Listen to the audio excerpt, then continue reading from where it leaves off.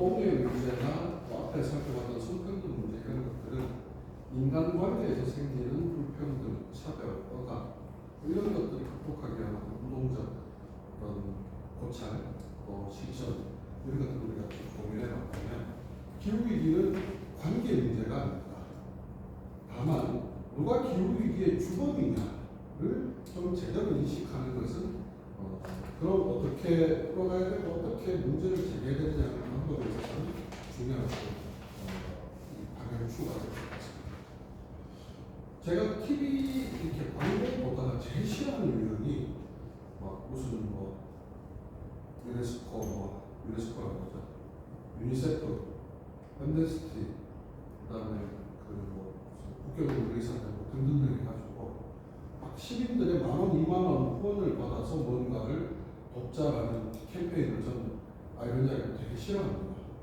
왜냐하면 인류 역사상 지금처럼 재화가 풍부한 시대가 있었을까? 라고 고민해 본다면 항상 인류는 배가 고팠어요.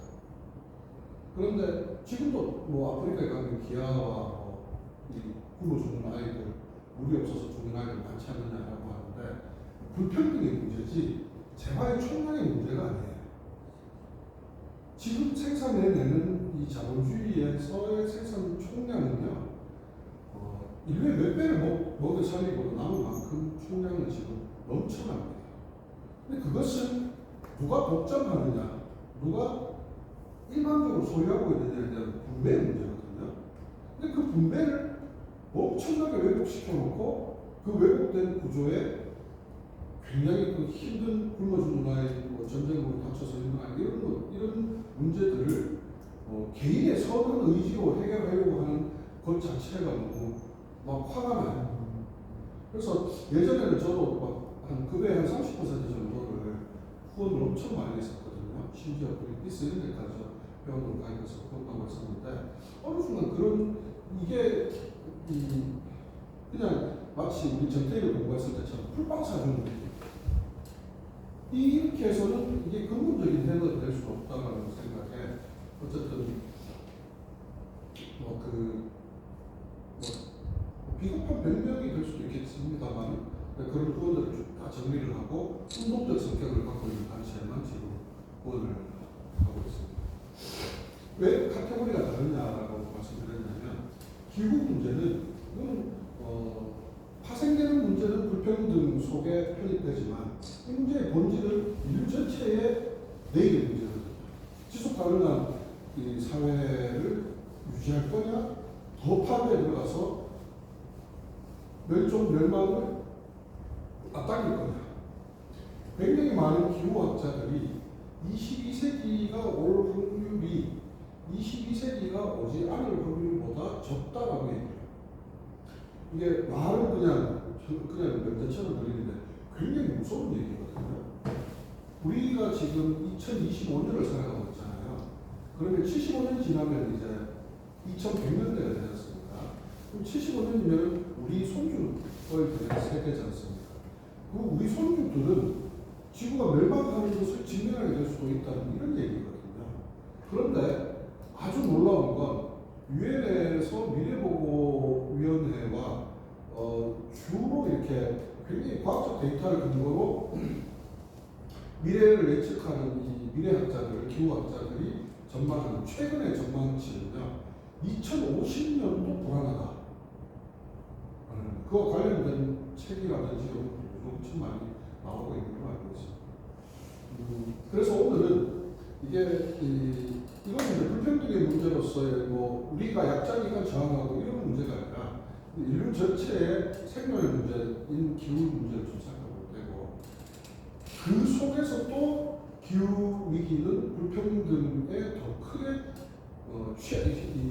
사회 취약계층에게 기후 위기는 더 큰 재앙으로 작용한다는 것을 같이 좀 보면서 노동자 활동 속에서 그런 기후적인 어떻게 실천해 갈 수 있을지를 좀 조망할 수 있다면 오늘 강의는 좀 충실할 것 같습니다. 첫 페이지 넘겨서요. 학습 목표가 3개 있는데 저부터 해서 본문을 쭉 돌아가면서 같이 보겠습니다. 기후 생태 위기 문제에 대한 나의 감수성을 확인한다.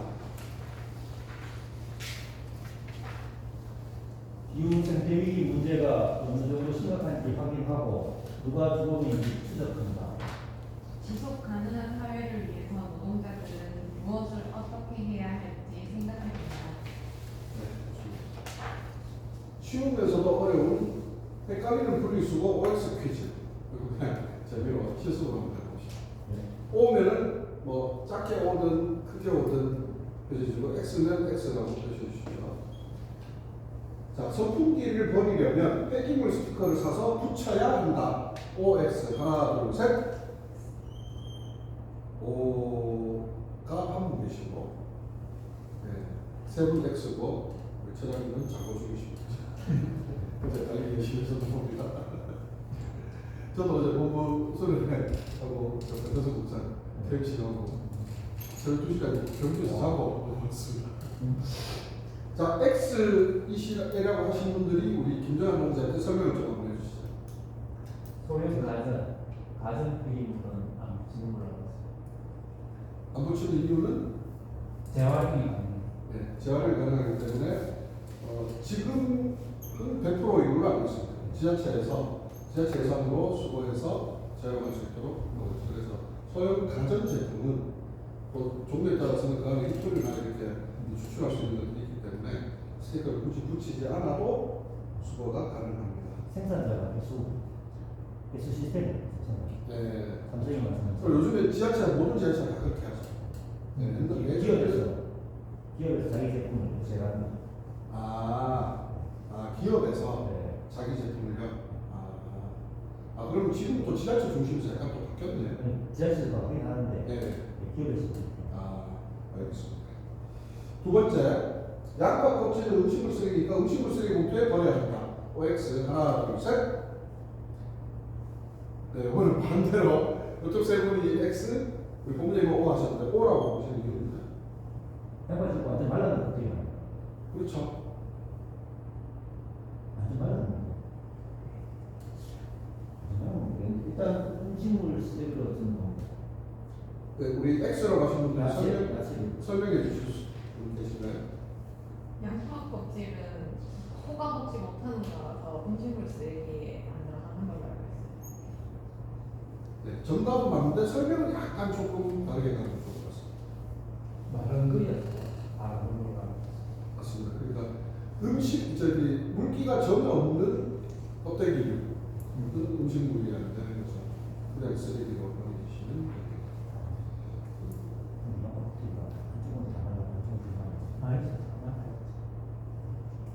그리고 근데 남편분께 말씀하신 것도 맞을 수 있겠다 싶네요. 동물에게 먹이지 못하는 건 음식물로 분류하지 않는 것도 기준. 헷갈리면 소가 먹을 수 있냐고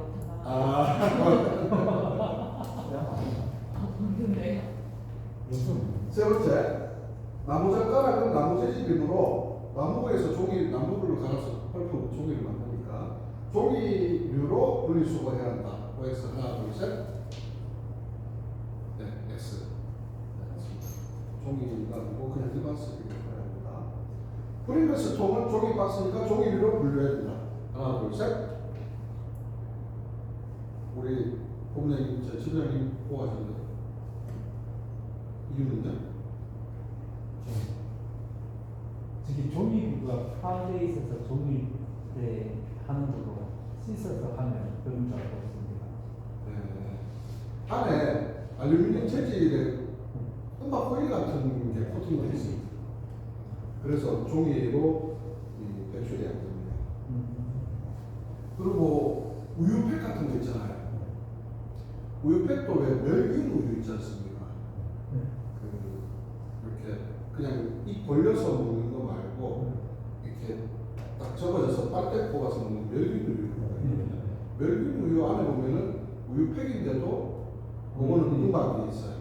그래서 그거는 종이로 작용이 안 되고 일반 우유팩은 씻어서 펼쳐서 내는 종이로 배출이 되죠. TMI인데 교도소에서 이 불법으로 어떻게 어렵게 담배를 들여오면 불을 붙일 때 그 멸균 우유와 멸균 우유팩과 건전지가 있으면 불을 붙일 수가 있습니다. 건전지의 음극양극에다가 그 이제 우유팩을 까가지고 은박지만 싹 걸려내서 그럼 얇은 은박이 나오잖아요. 은박지를 어떤 모양으로 만드냐면 양쪽이 넓게, 그 다음에 가늘게 이렇게 해서 이 마이너스 플러스를 같이 딱 잡아주면 전하가 흐르면서 크게 전기를 받아들였다가 지나가는 통로는 좁잖아요. 보화가 생겨서 열이 생겨서 중간에서 불이 붙습니다. 거기다 담배를 붙여서 그러세요. 자, 빠르게 한번 지나봅니다. 장류. 된장 고추장은 음식물 쓰레기니까 봉투에 버린다. 음식물 봉투에 버린다. 쏘아볼 수 있다 없다 이렇게 주면서 하나 둘 셋. X 맞습니다. 요거는 요 장류는 염분 때문에 이 음식물 사료에 못 넣게 됩니다. 동물은 신장 기능이 사람보다 훨씬 못 미치기 때문에 우리 반려동물 기르시는 분들 상식적으로 아셔야 돼요. 간된 음식 절대 주면 안 돼요. 간이 되어 있는 음식을 먹은 고양이나 개는 수명이 한 절반 정도 줄어요. 그래서 간된 걸 절대 먹으면 안 돼요. 예쁘다고 사람 식탁에 막 올라와서 막 밥달라는 거 하나씩 던져주고 이렇게 사실은 자기가 사랑하는 반려동물을 수명을 반으로 줄이는 얘기다. 이해하시면 되겠습니다. 다 쓴 핸드폰 배터리는 일반 쓰레기 봉투에 버린다. 이건 상식적으로 다 X라는 거 아시겠죠? 이거는 이 발열에서 폭파나 화재 위험이 있기 때문에 실제 이 폐기물 처리하는 어떤 그 매뉴얼로 본다면은 응급 양극을 다 테이프로 발라가지고 버리도록 이렇게 되어 있는데 그렇게까지 정성스럽게 버리는 사람은 요즘에 잘 못 보고 같아요. 네, 남은 약 이거 어떻게 버려야 될까요? 음식물 쓰레기 봉투가 아닌 일반 쓰레기 봉투에 버린다 이렇게 하는데 약국에 가면 우리가 약 살 때 무식을 지나셨을 때 실제 가서 보면은 이 유통기한 지난 약이라든지 안 먹고 남은 약을 버리는 그 잔류약 버리는 통이 약국만 다 있다고 하더라고요. 거기에다 버리시면 됩니다. 마지막으로 광고지, 과자 박스, A4 용지 모두 종이로 분리수거할 수 있다. 어떨까요?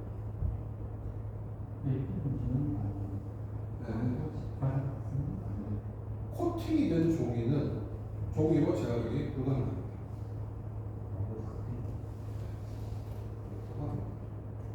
제가 이렇게 보면서 제가 공무원으로 출장할 때 환경미화원들 현장이 많거든요.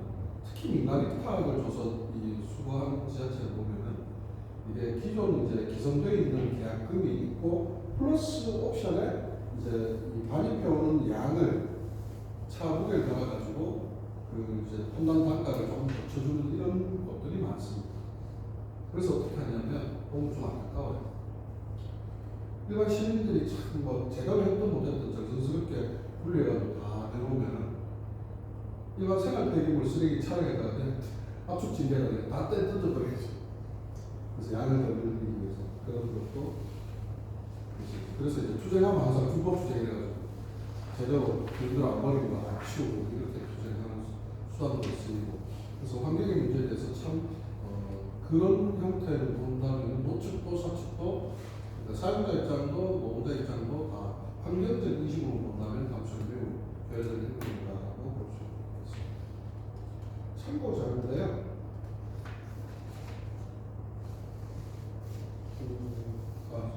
참고 자료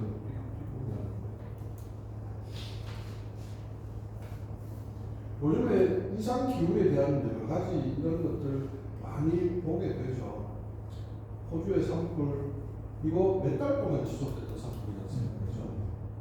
그다음에 북극의 빙하가 녹고 있는 모습들, 방글라데시 홍수 거의 물바다에서 물 속에 그냥 섬처럼 보이는 이런 도시입니다. 브라질의 60도 폭염 뒤에 300mm 폭우 이런 것. 그런데 여기 나오는 사진들도 있지만은 얼마 전에 왜 미국 LA에서 산불 때문에 막 엄청나게 그 유명인들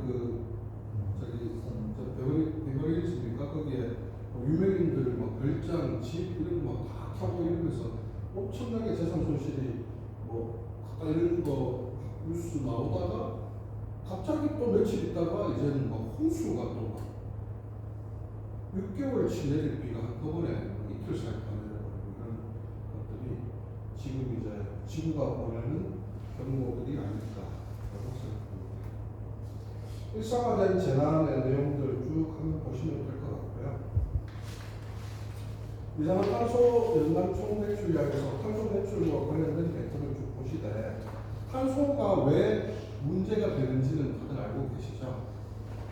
이산화탄소, 그러니까 이 화석 연료를 사용할 때 발생하는 이산화탄소가 이 대기에 어느 정도 비중을 차지하느냐 포화 상태냐에 따라서 이 대기층의 오존을 낙하시키고 그러면서 이제 태양열이 이 직사로 들어오게 되고 그렇게 해서 이 올라가는 온도가 호실 효과를 일으키면서 결국에 빙하를 녹여서 빙하가 녹아서 해수면 온도가 내려가면서 해수에서 이제 주로 저런 태풍 같은 것들이 만들어지잖아요.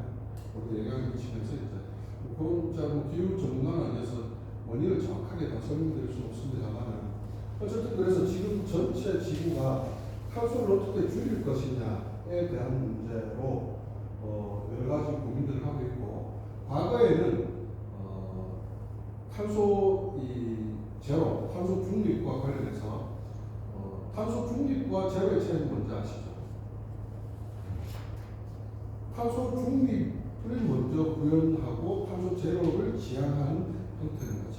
지금은 탄소 중립은 배출을 하는데 다시 포집해서 배출을 제로로 만드는 게 탄소 중립이고요. 탄소 이제 제로는 말 그대로 탄소가 나오지 않는 형태의 생산 방식을 얘기합니다. 자, 그러면 우리나라 같은 경우도 지금 오늘 포항 지도에 못 오셨는데 포항 같은 지금 철강 도시지 않습니까? 경부관에서 유일하게 철강 산업이 매년 조금씩 아주 소량의 차이는 있습니다만은 매년 이 탄소 배출량을 체크해 보면은 전체 산업의 철강 산업 한 개 분야가 46%를 차지해요. 어마어마하죠.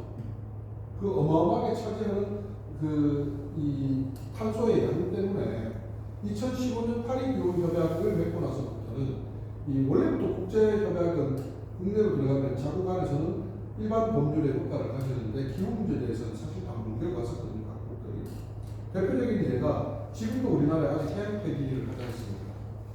전 세계에서 국제 협약에도 불구하고 뭐 생각하고 그냥 해양 폐기를 하고 있는 나라가 두 나라가 있습니다.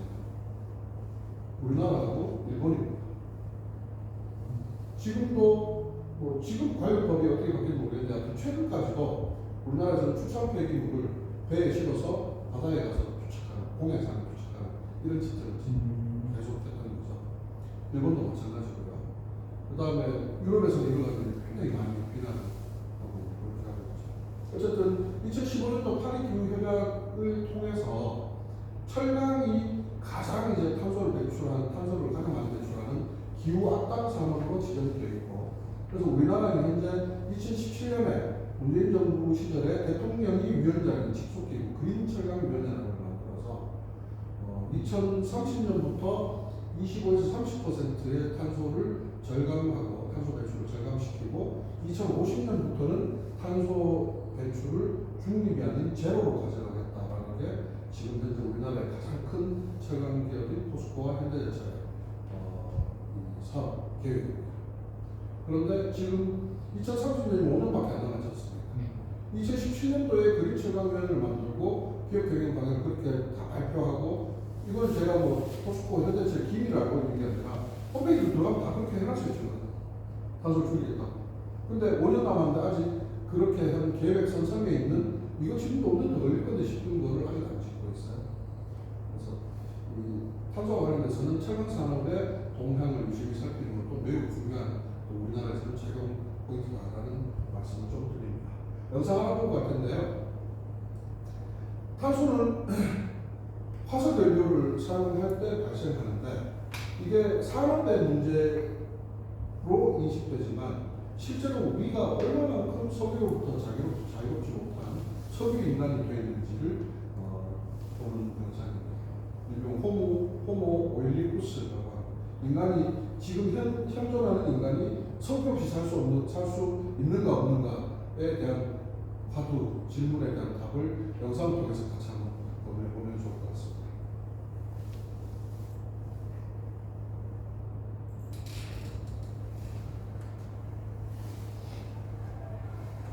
석유가 없는 삶을 상상할 수 있을까? 준비한 거 있습니다. 석유의 역사는 사실 그리 오래되지 않았다. 최초의 근대적 석유 생산은 불과 150년 전 1859년 미국 펜실베니아에서 시작됐다.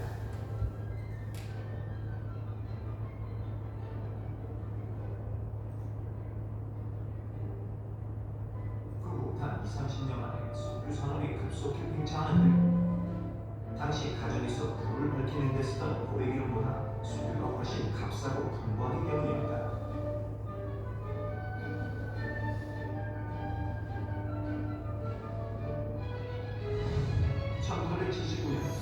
에디슨이 전구를 발명하자 석유의 인기도 시들해지는 듯 싶었다. 하지만 곧 다른 용도가 발명됐으니 바로 자동차. 자동차는 본격적인 석유 시대의 개막을 알리는 신호탄이었다. 그리고 석유 역사상 또 다른 중대한 발명이 나타난다. 1920년대 시작된 석유화학이다. 석유를 증류하면 휘발유나 경유가 각각의 끓는 점에 따라 분류된다. 이 과정에서 물처럼 투명한 액체, 나프타도 생산된다. 이 나프타가 지구상에 존재하지 않았던 새로운 물질을 탄생시킨다. 일상에서 빠질 수 없는 플라스틱이나 탑수성 석유, 탑수성 수지, 밀lum은 물론 농업용 비료까지 모두 나프타로 만들어진다.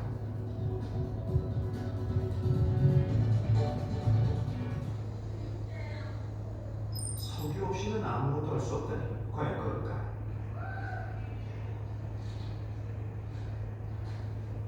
제작진은 한 가정의 허락을 받고 집안에서 일상생활 속의 석유 제품을 모두 꺼내놓은 실험을 하게 됐다.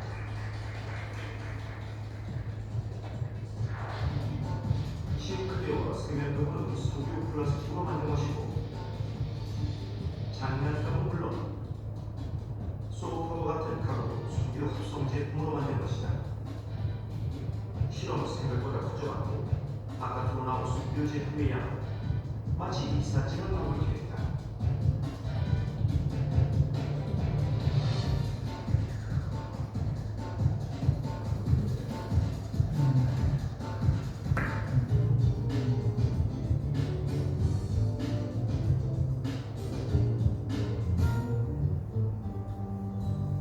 나는 보니까 이런 제 손에서 이런 제품도 보면 석유화학 제품이라니까 정말 우리가 느끼는 우리가 이렇게 아무렇지도 않게 생각하는 그런 공기처럼 석유 제품들이 우리 실생활에 구석구석 다 스며들어 있는 것 같아요. 정말 놀랍네요.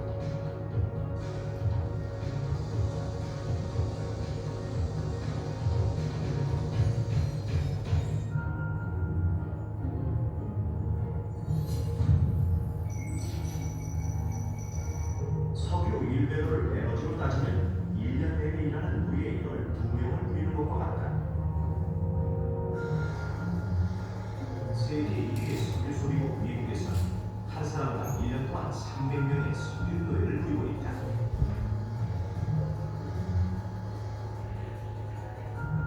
석유 이전 시대와 비교하면 이 가족의 삶은 풍요롭고 안락하기 그지없다. 석유 발견 150년 만에 인류는 석유를 입고 쓰고 마시는 호모 오일리쿠스로 변신했다.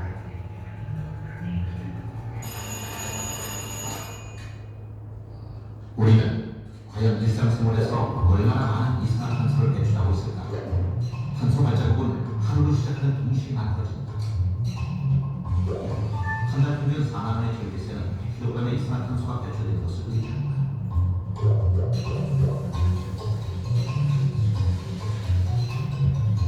이 가정의 한 달 평균 가솔린은 8만 원, 5세용으로 280kg의 탄소 발자국을 남기고 있다. 내일아침 자가용으로 출근하는 30대 후반의 셀러리맨.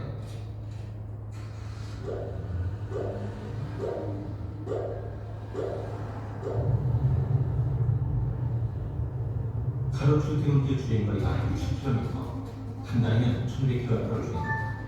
그의 한 달 출퇴근길 이산화탄소 발생량은 400kg이다. 이 가족이 1년에 발생시키는 이산화탄소를 조사하려면 3,000kg가 넘는 나무를 심어야 한다.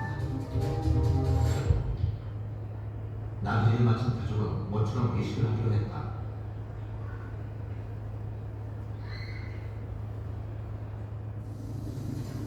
메뉴는 소고기 등심. 우리는 얼마나 소고기를 먹고 있을까? 지난 1970년대 1인당 평균 소비량은 8kg. 최근 32kg으로 증가했다.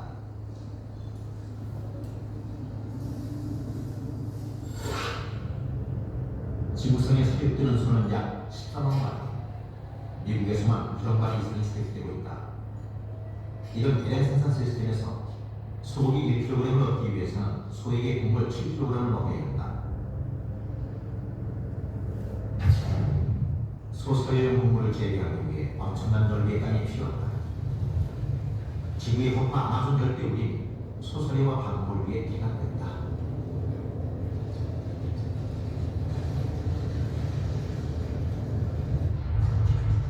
최근 뉴욕타임즈 요식이 환경에 미치는 영향에 대한 기사가 실렸다. 생산 얼자는당의 30%가 가축 사육에 이용됩니다. 가축은 세계 온실가스 5분의 1을 배출한다. 교통부분이 배출하는 온실가스보다 많다. 육류 생산은 지구상에서 가장 에너지 집약적이고 온실가스 발생량이 많은 산업이 되고 있다.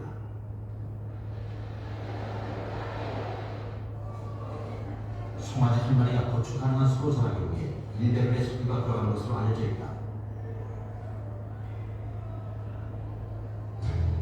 시카고 대학의 연구에 따르면 320칼로리의 육류는 같은 칼로리의 얕은 합성물보다 탄소 발자국이 24배 더 크다. 오늘 이 가족이 먹은 소등심은 1kg. 소고기 1kg의 탄소 발자국은 26kg에 해당한다.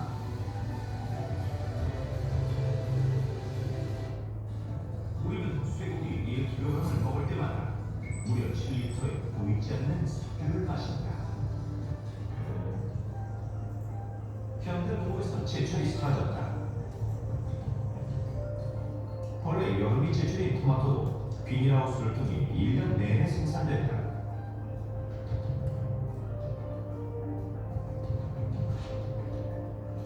이 시설 채소 재배 농가는 비료를 물에 녹인 액비를 사용하는데 이 액비는 파이프관을 통해 토마토 뿌리에 공급된다.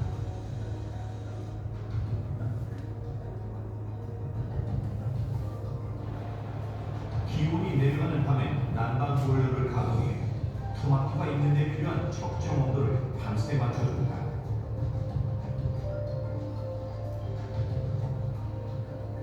석유값을 아끼기 위해 천장에 보온비닐을 상중을 했지만 이도 매년 교체해야 한다. 이 비용을 모두 계산하면 이 농가에서 토마토를 생산하는 비용의 70%는 석유로 채워진다.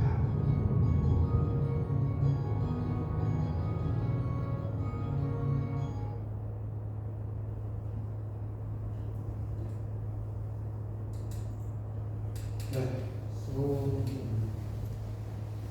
보신 내용처럼 우리 인간들이 지금 현재 우리가 입고 있는 옷도 아마 순면 제품이 아닌 한 석유가 들어가지 않은 옷이 하나도 없습니다. 그야말로 이 석유를 벗어나서 살 수 없는 문제. 또 육식 좋아하지 않습니까? 저도 육식 동물이라고 해도 과언이 만큼 고기를 좋아하는데 고기뿐만 아니라 채소를 재배하는 과정도 이제 계절 과일은 계절이 없어지다 보니까 막대한 양의 이제 석유가 들어가는 것이고 석유를 소모하는 1배럴 154리터죠. 159리터를 사용하게 되면 12명의 노예가 할 일을 석유 제품들이 이제 대신하거나 어떤 전기를 통해서 이제 대신하는 이런 개념이 되는 거죠. 그래서 학자들이 이 규정하는 바에 따르면 인류 역사를 10,000년 정도로 봤을 때 10,000년에서 아주 원시 시대 때는 빼고 그러니까 그냥 영년 기원 후부터만 계산해도 지금 2025년인 거잖아요. 이 중에 이제 자본주의가 이제 어느 정도 산업 자본주의로 간다라고 하는 것이 17세기 후반인데 1764년 영국에 이제 뒷페이지 나오는 제임스 와트의 증기기관 이후부터 산업화가 본격화되죠. 제임스 와트가 만든 증기기관, 이 뉴커먼이 만든 증기기관하고 뭐가 달라서 산업혁명이 시작됐느냐? 규모입니다. 뉴커먼이 만든 증기기관은 이 증기기관의 사이즈가 이 건물보다 더 컸습니다. 이 와이너리 건물보다 더 컸어요. 증기기관이. 그거를 와트가 이제 아주 소형으로 포터블한 형태로 이제 거의 새로운 발명에 준하게 만든 거였고, 이걸 이제 운송수단에 증기기관차로 처음 만든 사람이 교재에 없지만 스티븐슨이라는 사람이 이 증기를 방적기에만 적용하는 것을 이제 운송수단 증기기관차를 만드는 과정이 되죠. 이렇게 해서 이제 1차 산업을 통해서 급속도로 산업화되기 시작한 인류 역사 200년, 그러니까 지난 2000년보다 1800년대부터 현재 2000년대까지 이 200년의 역사 동안 재화에 대한, 그러니까 자본주의는 뭔가를 소모해서 생산해내지 않습니까? 그 생산해내는 재화의 총량이 몇 배 정도 증가했냐면 120배 정도가 증가했고, 그야말로 이제 물질적으로는 부와 재화의 분배 형평이 왜곡되어 있을 뿐 그야말로 인류 역사상 최고의 이제 풍요를 누리고 있는 이런 상황인데, 저는 이것을 아까 개인의 선한 의지 버리지 않게 잘 분리배출하게 하는 이런 형태로 가져가는 것 또한 매우 이건 좀 허구에 가까운 이데올로기라고 생각합니다. 국가와 기업이 해야 될 책무를 하지 않으면서 개인들에게 캠페인성을 하는 것, 그리고 의미가 없다고 볼 수는 없겠습니다만 우리가 쓰레기 버리지 않는 것 이런 문제보다 기업들이 아까 해양 투기를 아직도 허용하는 게 우리나라하고 일본만이라고 했지만 그거는 법적으로 그렇다는 거고요. 다 갖다 버리거든요. 바다에다가. 그래서 북극해 있는 데 가보면 정말 깨끗한 것 같지만 고래 배수로 갈라보면 온통 플라스틱과 스티로폼, 비닐 이런 것들이 위 속에 들어있어서 그런 것들이 죽고 이런 것들 한 번씩 영상을 보였습니다. 그래서 어떤 소비 제품의 문제, 그 다음에 2차 산업혁명은 이거는 생산 방식의 이 산업혁명이라기보다는 에너지원의 변화인 거죠.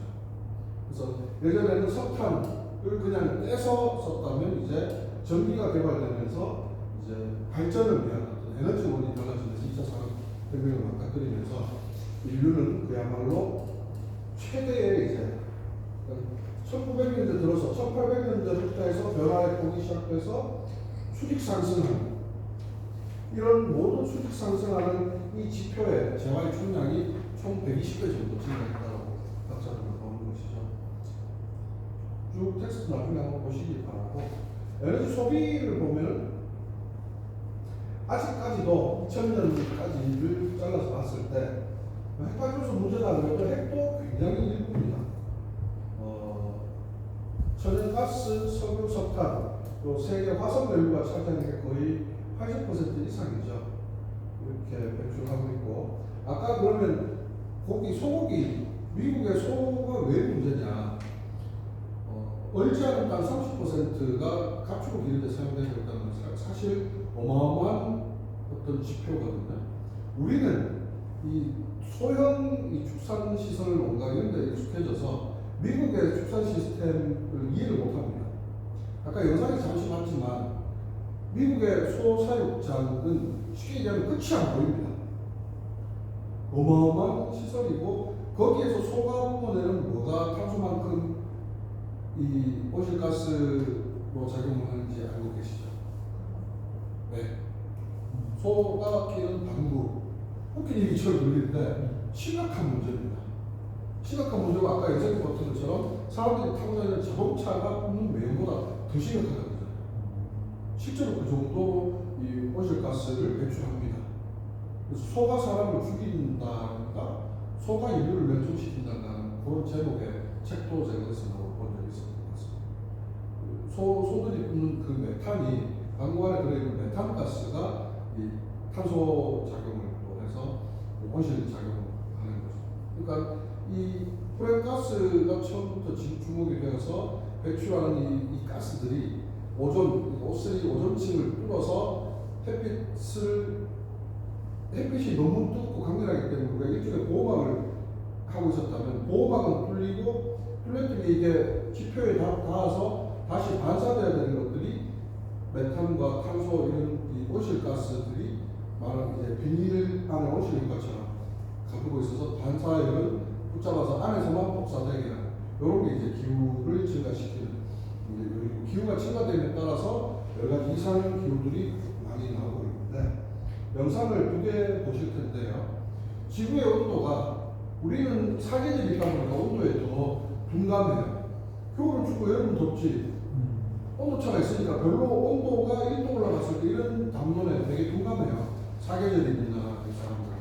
근데 이 지구 전체 평균 기온이 1도가 올라가면 어떤 변화가 생기고 2도가 올라가면 어떻게 변화가 생기고 몇 도가 올라가면 인류가 멸종하는지 그 관련된 영상을 하나 보시고 그 다음에 그렇다면 이 온실가스 문제와 이상기후 제약의 문제가 원인이 뭐냐?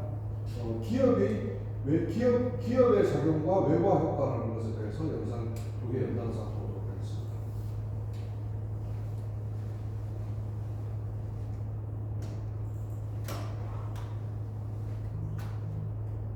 자연의 경고를 무시하고 지구온난화를 방치하면 어떤 일이 벌어질까? 단 1도가 인류의 악몽이 될 수도 있다. 지구의 평균 기온은 늘 변동이 심해 변덕스러운 기후변화도 자주 있는 일이다. 문제는 기후변화의 속도다. 지구는 과거에도 기후변화를 경험했었다. 하지만 수천 년 혹은 수백만 년에 걸쳐 변화가 일어났다. 요즘의 지구온난화는 몇십 년, 심지어 몇 년 단위로 진행된다. 그 속도를 따라가지 못하는 생물은 멸종할 수밖에 없다. 이런 속도로 기온이 올라가면 우리는 인류 역사상 한 번도 본 적이 없는 전기이달의 영토에 들어서게 될 수도 있다.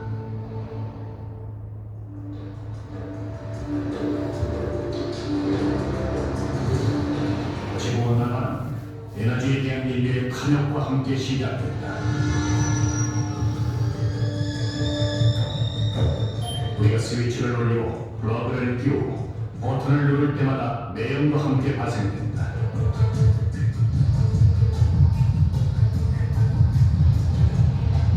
세계에서 소비되는 에너지의 90%는 화석연료에서 나온다. 석탄, 설, 천연가스. 이 세 연료는 대기에 이산화탄소를 내뿜는 주범들이다. 대기는 지구 표면과 우주 사이의 완충지이다. 그곳엔 수증기와 이산화탄소, 메탄, 이산화질소, 오존 등이 혼합된 온실 효과가스가 소량 포함되어 있다. 이 가스는 태양의 반사 에너지를 적정량 품고 있어서 지구의 기온을 생명체가 살기에 알맞은 상태로 유지시켜준다. 온실가스의 양이 늘어나면 대기에 갇히는 열의 양도 많아지기 때문에 지구의 기후에 변화가 생길 수밖에 없다. 세계의 기온이 1도 오르면 반년간 북극의 얼음이 사라지면서 선박이 다닐 수 있는 북서항로가 열리게 된다. 수십만 명이 거주하는 벵골만 주변의 땅은 침수되고 남대서양은 허리케인의 영향권 아래 있다. 미국 사회의 심각한 가뭄으로 국제 곡물 시장과 육류 시장은 큰 타격을 받게 된다. 이것이 단 1도가 올랐을 때의 미래세다.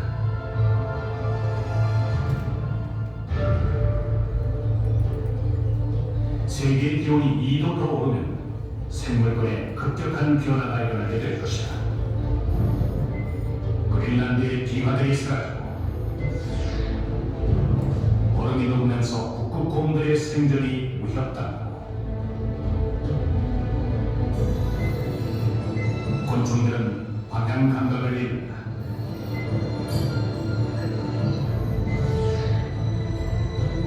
카나다의 동토가 녹으면서 그 자리에 새로운 숲이 생겨나고 태평양의 섬나라인 투알루는 바닷속으로 모습을 감추게 됩니다.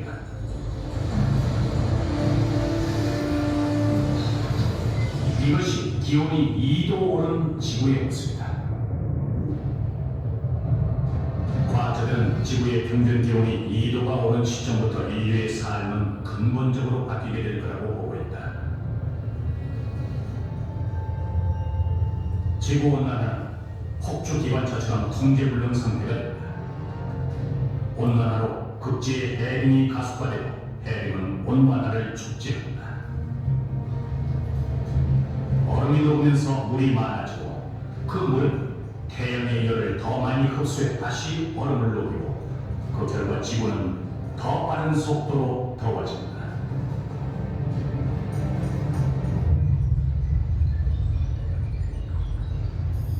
지구의 기온이 3도 오르면 극지방엔 사시사철 여름이 계속될 것이다. 아마존의 우림은 바싹 말라버리고 알프스의 만년설은 거의 사라진다. 지중해와 유럽 일부는 타는 듯한 더위로 시들어간다. 이것이 3도가 오른 지구의 모습이다.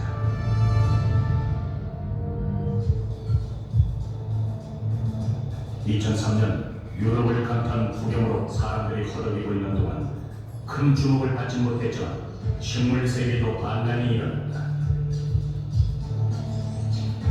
유럽의 초목들이 광합성을 멈춘 것이다.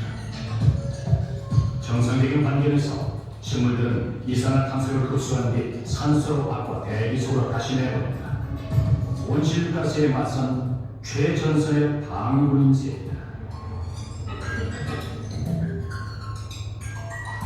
그러나 그의 여름과 같은 극단적인 더위가 지속되면 일부 식물들은 산소를 저장하고 대신 이산화탄소를 방출한다.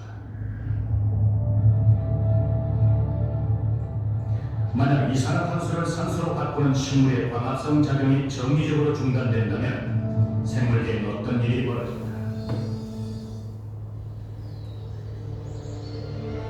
지구의 평균 기온이 3도 오르면 아마존의 대부분이 사라지고 그로 인해 저장되어 있던 수억 톤의 이산화탄소가 방출된다. 이 어마어마한 양의 이산화탄소는 지구의 기온을 한 단계 더 올릴 것이다.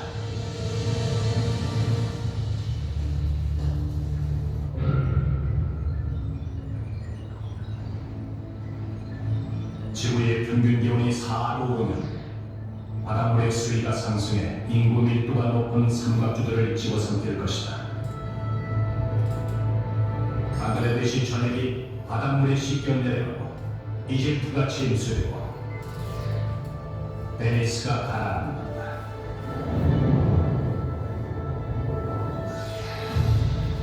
수십억 명에게 신선한 물을 제공해온 빙하들이 사라지고 캐나다 북부는 지구에서 가장 비옥한 경작지대로 기울어온다. 스칸디나비아 반도의 해변은 온화한 휴양지가 된다.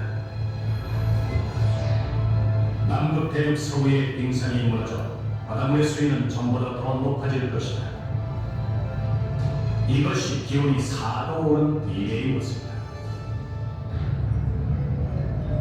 세계의 기온이 5도 오르면 남반구와 북반구의 온대지방이 사람이 살 수 없는 불모지로 변하게 된다. 로스앤젤레스, 카이로, 리마, 봄베이 같은 대도시에 물을 공급하는 설계 빙원과 대수충이 마르기 시작하고 그 결과 수억 명의 기후 난민이 발생한다. 이것이 기온이 5도 상승한 미래의 모습이다. 지구의 기온이 6도 오르면 먼 대양부터 선명한 푸른색으로 변하기 시작한다. 그 지역은 어떤 바다 생물도 살 수 없는 불모의 땅이다. 자연빛으로 진군하며 대륙을 정복해 나가고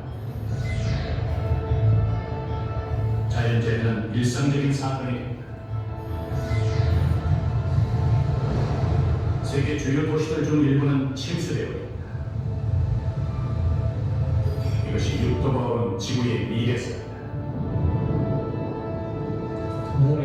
육도가 오는 상태가 장기간 지속되면 수많은 생물 종들이 대량으로 멸종하는 사태가 벌어지게 될 것입니다. 1세기 안의 기온이 정말 그 정도까지 지속되게 된다면 지구의 생물은 거의 사라진다고 봐야겠죠. 육도의 기온 상승은 지구 최후의 날의 시나리오라고 불린다. 인류의 삶은 결코 전과 같지 않을 것이다.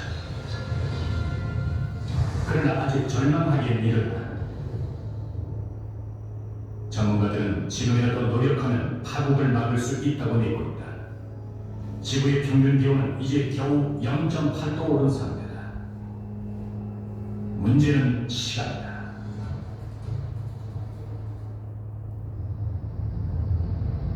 파국을 막을 수 있는 한계점인 2도 아래로 온난화의 수준을 유지하려면 연간 70억 톤의 온실가스를 줄여야 한다.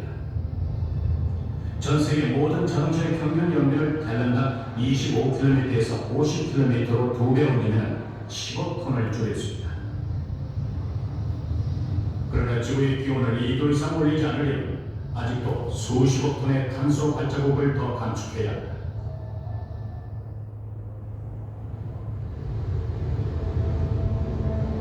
답은 의외로 가까운 곳에 있을지 모른다.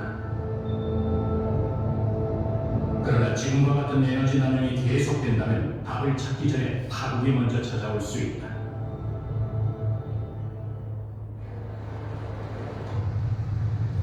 인류는 여전히 에너지를 폭식하고 있다. 우리의 탄소 발자국 양은 어마어마하다. 온난화가 빨라질수록 탄소 발자국의 거리도 빨라진다. 어느 시절이든 기후변화는 자신만의 생명을 넣어 누구도 제어할 수 없는 폭주기관차로 변하게 된다. 인류에겐 더 이상 망설일 시간이 없다.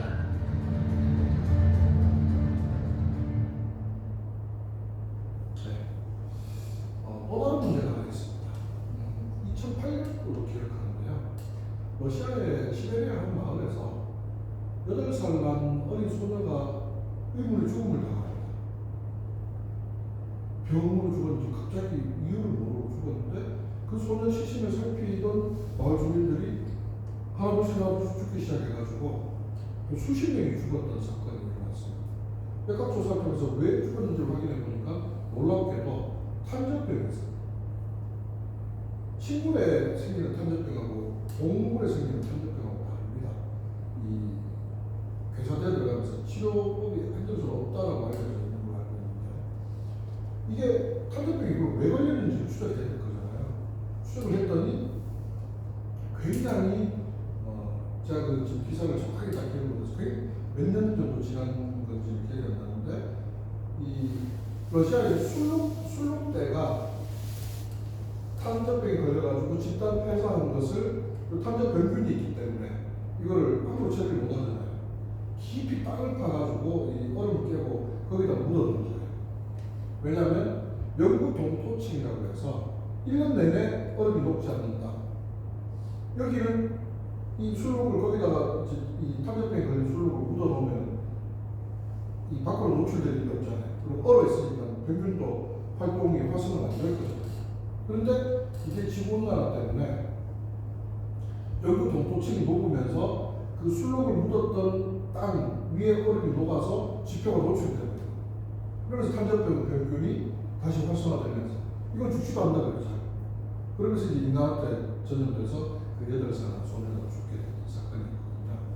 그래서 러시아하고 미국 빼고 하여튼 유럽의 몇 개국이 이 영구 동토층 아래에 그러니까 선사시대, 고대 시대 때부터 얼음으로 덮여 있었던 이 땅 안에 어떤 종류의 바이러스가 살고 있는지 이걸 한번 조사를 해보자 해가지고 수직타고 그러니까 땅을 수직으로 뚫고 들어가서 같은 뭐 하여튼 수키로를 뚫고 들어가가지고 그 안에 있는 흙이나 이런 것들을 가지고 채취를 했는데 놀랍게도 우리는 코로나 팬데믹 한 번만 겪음으로써도 엄청난 전 지구적 혼란을 겪었지 않습니까? 근데 그 수직으로 땅을 파가지고 시료를 채취해서 그 안에서 나온 흙이나 이제 시료를 가지고 확인을 해봤더니 인류가 지금까지 한 번도 접하지 못했거나 경험하지 못했던 혹은 감당할 수 없는 바이러스가 1000몇백까지 하여튼 뭐 제가 기사 정확하게 기억을 못하겠는데 엄청나게 새로운 것들이 이제 발견이 된 그런 사건이 있었습니다. 그 관련 검색어들을 이렇게 입력해서 검색해 보면은 러시아하고 이 주변 국가 몇 개국이 공동으로 같이 그 땅을 시추해서 그 영구동 도층의 토지를 조사하는 그런 기사를 찾아볼 수 있을 겁니다. 제가 이 얘기를 왜 말씀드리냐면 어찌 보면 지금 저 영상이 나올 때가 한참 오래전의 영상인데 저 때가 0.8도 지금 기온이 올랐다고 했는데 이미 지금 1도가 됐습니다. 우리 지금 지구는. 그래서 지금 맺고 있는 기후협약들은 1.5도가 돼, 1.5, 그러니까 2도까지도 아니고 1.5도가 되면 큰일 나기 때문에 1.5도가 되지 않도록 탄소를 줄이자. 이렇게 지금 이제 각종 이제 국제협약들을, 기후협약들을 하고 있는 중입니다.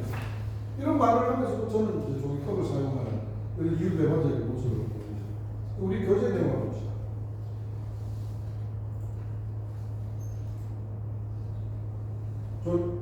시청사 일용컵 사용 금지, 솔트 표시 캠페인. 저게 아이서울유 그리고 박원순 시장 때 캠페인인 거예요. 저 그건 박원순 대통령.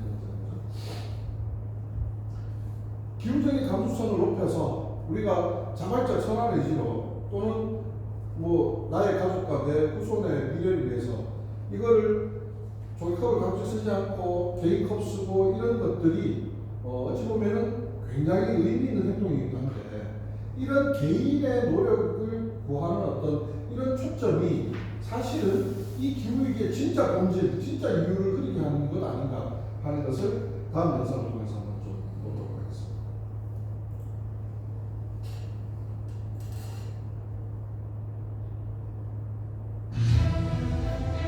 정말 땅을 주기론들은 저런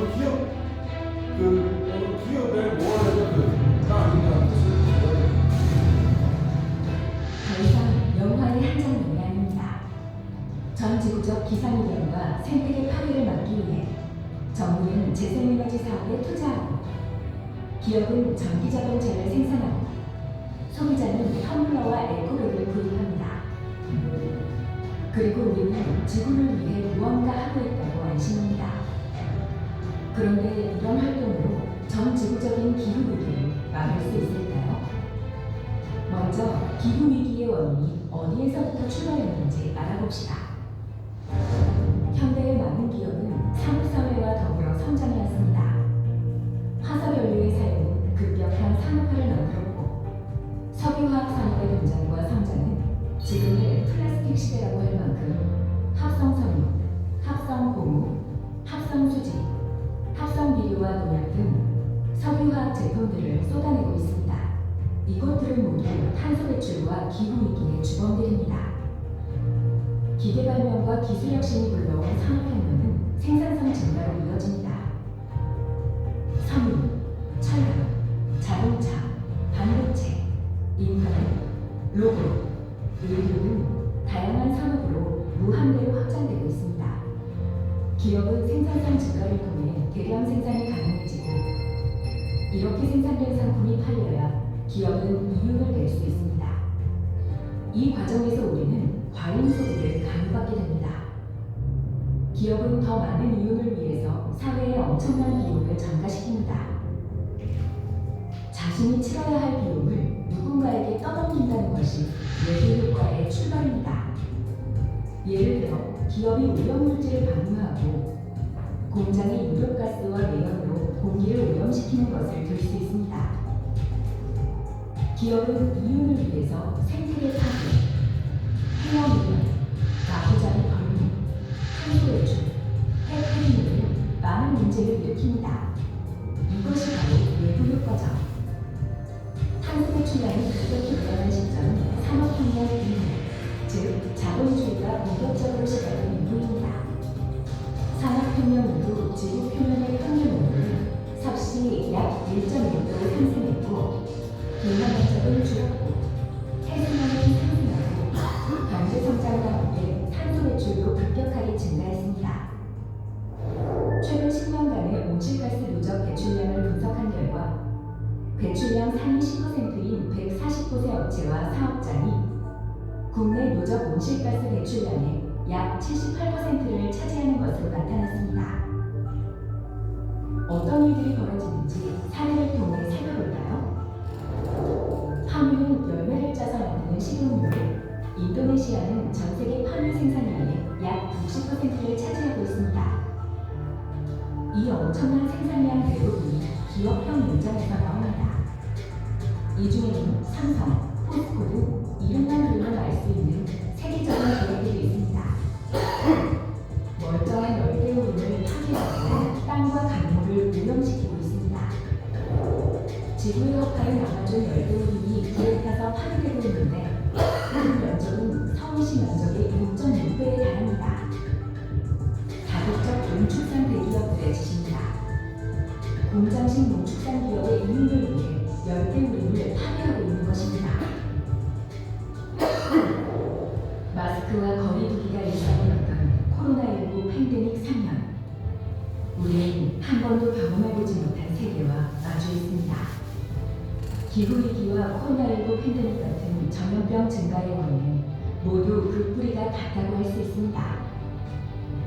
바로 자본주의 체제의 인간 활동으로 인한 자연의 착취와 생태계 파괴입니다. 감염병의 약 70% 이상이 동물과 사람 간에 서로 전파되는 인수공통 감염병입니다. 심장플루, 에볼라 바이러스, 중동호흡기 증후군, 지카 바이러스 등등 지금과 같은 인간의 생활 방식이 계속된다면 기후위기와 생태계 파괴는 더 빨라질 것입니다. 2023년 유엔산하 기후변화에 관한 정부 간 협의체 IPCC에서 발표한 제6차 기후변화 평가 보고서에서는 향후 10년의 기후행동이 지구의 운명을 결정할 것이라고 합니다. 더 적극적으로 탄소 감축에 나서야 한다는 것이죠.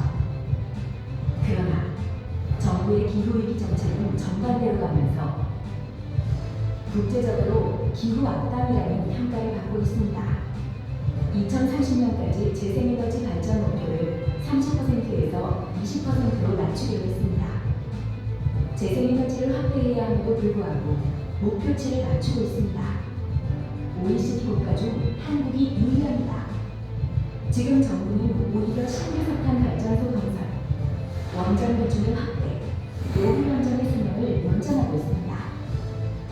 정부는 기업의 탄소 배출을 규제하기보다 다배출 기업과 원자력 산업계의 이해관계만 배경하며 기후위기의 피해를 미래 세대에 떠넘기고 있습니다. 전기자동차와 텀블러, 에코백을 사용하면서 지구를 위해 무언가 하고 있다고 안심하면 안 됩니다. 그런 노력만으로는 아무것도 바뀌지 않습니다. 근본 원인을 치료해야 합니다. 그 근본 원인은 바로 자본주의 시스템. 자본주의를 넘어선 다른 세상을 상상해보는 것은 어떨까요?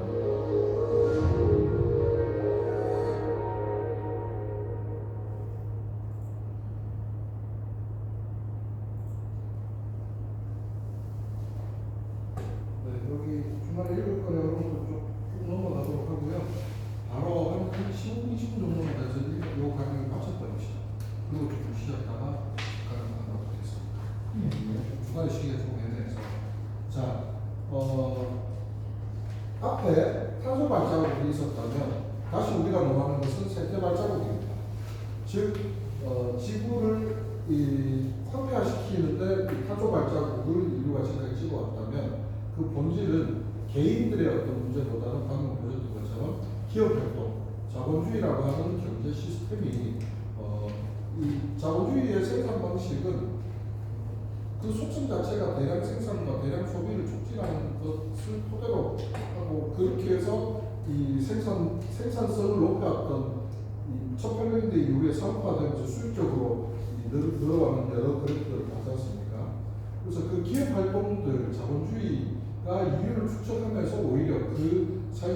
시설이나 그 환경에 대한 어떤 다시 이것을 회복시키는 데 필요한 비용들을 이제 기업 외부화하는 어떤 이런 문제에 대해서 영상을 쭉 살펴봤던 것이고, 그럼 그것이 기업 활동이든 어떤 인류의 어떤 모든 어떤 개인들의 어떤 자발적 선이든 다시 이제 생태 발자국을 통해서 이제 회복을 시켜야 가야 할 텐데, 지속 가능한 생산에 대해서 얘기할 때 제일 많이 얘기되는 게 이제 생태 발자국, 탄소 발자국입니다. 그래서 이 내용에 예전에는 여기 내가 하는 실천과 기업 활동으로 몇 개의 지구가 필요했다면, 그러니까 현상 유지를 하려면 지금은 몇 개의 지구가 있었는데 일부 실습으로도 다 했었는데, 내용을 쭉 읽어보시는 것으로 좀 크게 내용이 어렵지 않으니까 참고해 주셨으면 좋겠고요.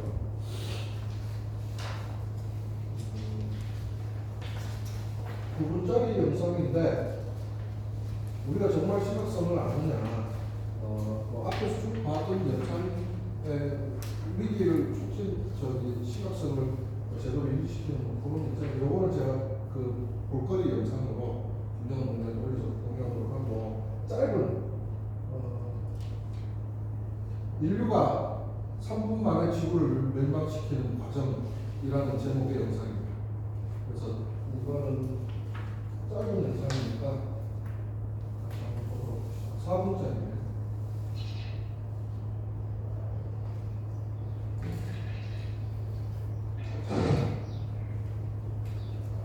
스티브 커츠라고 하는 영국 애니메이터이자 일러스트레이터가 만든 영상인데, 이 환경을 얘기할 때 되게 많이 인용되는 영상입니다. 참고하는 바로 인류가 지구를 3분 만에 멸망시키는 방법이라는 제목의 영상입니다.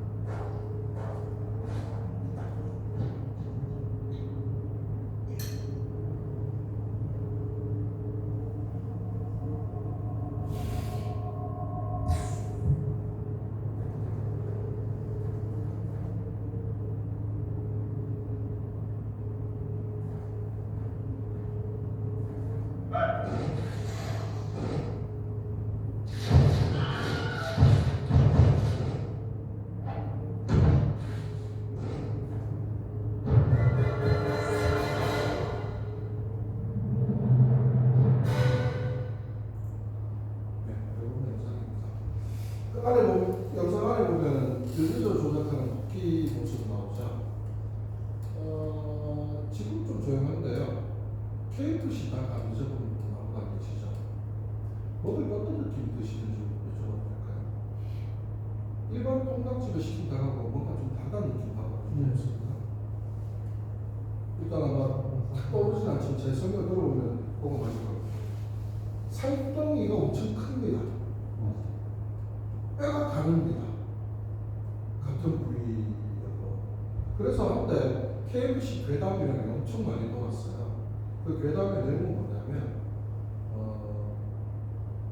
KFC에서 이 집단 재배하는 닭은 벼슬이 없고 뭐 불필요한 부위가 없는 거죠. 그 다음에 입으로 먹이를 주지 않기 때문에 부리가 없고, 그 다음에 못 돌아가게 하기 위해서 닭발, 발이 없고, 그 다음에 털 뽑는 귀찮은 그 과정을 없애기 위해서 털이 없고, 이렇게 유전자 조작을 해서 이렇게 생긴 닭을 재배한다는 그런 괴담이 있었습니다. 그래서 KFC 한국 지사에서는 막 성명서도 내고, 한국에서는 할인당만 씁니다. 그래서 걱정하지 마십시오. 이렇게 진행이 됐는데, 이게 다시 불이 붙어버렸던 게 언제였냐면, 엘빈 토플러라고 하는 그 경제학자, 미래학자 기억하시죠? 그 제3의 물결 책이 엄청 히트쳤지 않습니까? 제3의 물결의 내용에 이 KFC 닭에 대한 언급이 나옵니다.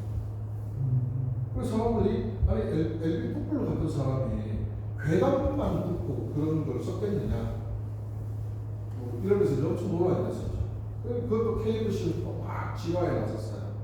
진화에 나섰는데 엘빈 토플러가 제3의 물결을 쓰면서 그다음 두 번째 썼던 책이 구의 미래라는 책이 있습니다. 저는 이걸 이제 예전에 그 서랍을 뽑고자는 사건 때문에 경주 교도소에 있을 때 교도소에서 그 책을 읽었는데 구의 미래를 읽다가 깜짝 놀랐습니다. 엘빈 토플러는 뭐라고 주장을 하냐면 제3의 물결을 쓸 때 그때 이제 유전자 조작의 기술은 닭 한 마리의 몸통에 다리가 6개 달리는 기술까지가 수준이었었는데 지금은 6개에서 8개까지 기술이 더 확대됐다라고 언급하는 부위가 나와요. 그러니까 닭 몸통에 닭다리가 8개 달린 거죠. 닭다리는 수요가 엄청나게 많지 않습니까? 발은 없고 다리는 8개 달렸고 위에다가 노즐을 뽑아서 바로 영양분을 주는 거죠. 그래서 그 얘기를 듣고 딱 생각해 보면 아 그래서 운동을 못하니까 뼈가 성장을 못하는 거예요. 그래서 KFC 닭은 살코기가 엄청 큰데 뭐 다 먹고 나면 뼈는 되게 가늘게 쓰레기가 별로 안 나거든요. 아 그래서 그런가 이런 생각을 해본 적이 있어요. 잠깐 이 겉보는 얘기처럼 들리지만 되게 심각한 게 GMO 제품을 GMO 표기를 안 하고 유통하는 나라가 거의 없습니다. 전 세계적으로. 우리나라에서 무언가를 드실 때 GMO 식품입니다 라는 경고문이나 표기를 보시면서 뭘 드셨던 적 한 번이라도 있습니까? 없죠. 우리 일상생활 속에 GMO는 엄청나게 많이 침투했거든요. 프랜차이즈에서 쓰는 대다수의 채소는 다 유전자 변형 식품이라고 보시면 됩니다. 우리나라에서는 이 표기를 안 합니다. 세계 군사력 5위, 경제 7위, 엄청난 선진국 반전임에도 불구하고 저는 왜 이런 다국적 기업들에게 있어서만큼은 이토록 굴욕적으로 이 국가가 제 역할을 못하는지 이해가 되지 않습니다. 빨간색, 파란색. 기후위기의 문제도 문제인데요. 저는 이런 어떤 유전자 조작, 이 GMO 같은 것도 포괄적인 어떤 이 자본주의 기업들의 도덕적 책무 이것이 근본적으로 개선되는 것을 자발적 선한 의지에 기대할 수 있을까? 불가능한 사람. 선한 얼굴을 한, 인간의 얼굴을 한 자본주의는 자본은 없다라고 저는 생각합니다. 그럼 뭐가 필요하겠습니까? 규제가 필요한 거죠. 근데 아시다시피 제가 김천시청에 예전에 투시할 때 갔다가 보고 진짜 어이없이 웃었던 팻말이 하나 있었습니다. 기업인 우대 주차구역. 혹시 지금은 탈퇴하고 있는데 옛날에 우리 전공로에 같이 갈 때 있을 때 김천시청에 가서 보신 적 있으십니까? 그 내일 안 내일 장애인들이 있는 고줄에 기업인 우대 주차구역 해가지고 기업인들이 이제 그냥 되는 주차구역이 있었어요. 그러니까 비단 김천시뿐만 아니라 지금 모든 지자체들이 기업 유치에 혈안이 되어 있잖아요. 그래서 기업하기 좋은 도시가 뭐 기업 슬로건 다음에 항상 붙는 것이 청송인가 어디인가에 뭐 완전 농촌 시군에서도 기업하기 좋은 뭐 지역구, 고장 이런 표현을 쓰는 것도 많은 것 같습니다. 이게 이제 이런 우리가 보편적으로 가지고 있는 어떤 가치, 무엇이 우리를 더 잘 살게 해주는가, 더 잘 살 수 있는 미래를 보장하는 데 있어서 이런 사회적 집단 담론 이런 것들이 너무 왜곡되어 있는 거예요. 그래서 그 안에서 기업들이 마음껏 도덕적 해이를 저질러도 비난받지 않는 문화 이런 것들을 어떻게 극복하느냐에 대한 것들이 우리의 과제일 텐데 쭉 넘어가셔서 33페이지에 보시면 그런 과제들을 이제 노동자들도 실천하고 있습니다. 정의로운 전환에 대한 의제들을 계급의 문제, 적색과 환경 생태, 미래에 대한 문제, 독색, 정록혁명, 이런 정록혁명 이런 표현들을 쓰면서 노동조합이 어쨌든 노동조합은 자기가 속한 기업의 사용자 집단과 고소력을 갖고 있는 거지 않습니까? 사용자들과 녹색 단협을 맺는 거죠. 그래서 뭐 그런 것들을 이제 국제노동기구, 국제노총에서도 계속 원칙으로 삼고 각 국가에서 그런 활동을 하도록 권한을 지니고 있는데 우리 민주노총 안에도 우리 공무노조가 만약에 녹색 단협을 실천하는 어떤 이런 의제들을 더 본격화한다면 지자체들이 할 수 있는 영역들이 저는 무한대일 거라고 생각합니다. 그래서 33페이지 보시면은 이런 노력이 일환으로 많은 다양한 부분에서 여기 있는 일부입니다. 일부만 발표됐는데 이 단협에다가 단협 안에 다소 선언적인 형태도 있고 굉장히 구체적인 실천을 요하는 경우도 있고 특히 우리나라 같은 경우는 지금 탄소를 사업하나요? 탄소 배출권을 파리 기후협약 이후에 탄소 배출하는 주요 기업들에게 몇 톤 이상의 탄소를 배출하지 못하도록 규제를 하거든요. 규제를 그걸 어기면 처벌하는 게 아니라 막대한 비용의 세금 형태의 이제 돈을 내게 하는 거죠. 근데 이 기업들이 규모가 있는데 상대적으로 생산하는 방식이나 품목에 따라서 탄소 배출을 덜 하는 기업이 있을 거지 않습니까? 요 기업들의 탄소 배출권을 사오는 거예요.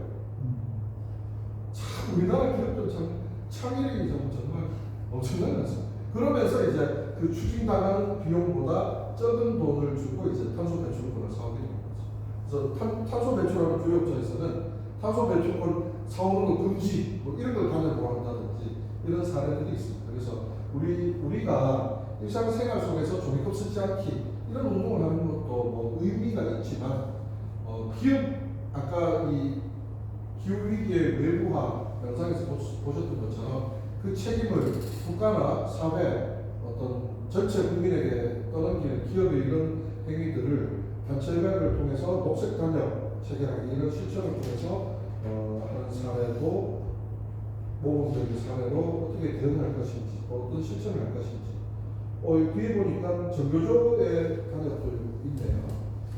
기후위기 대응에 생태 전환 교육을 총괄하는 컨트롤 만들자. 기후위기 대응 교육을 위한 지역 교육과정을 편성하고 운영을 지원하는 이런 등등의 전교조도 이런 것들을 하고 있는 것처럼 아마 우리 공무원노조에서도 올해 내년 정치기본권 획득하면 정치기본권 획득한다는 것은 단지 하나의 권리를 획득하는 문제를 넘어선다고 생각합니다.